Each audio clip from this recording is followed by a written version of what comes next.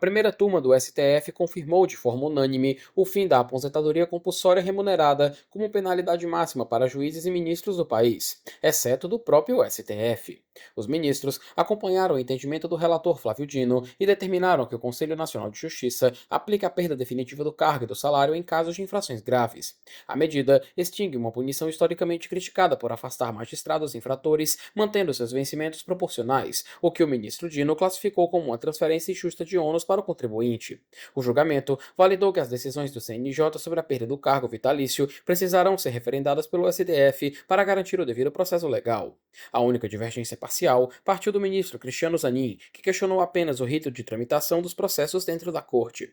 A Procuradoria-Geral da República, que pedia que o caso fosse analisado pelo plenário sob a alegação de interferência na atuação do Legislativo, ainda pode recorrer da decisão. Para mais informações, acesse o portal O Povo, se inscreva no canal, link na descrição.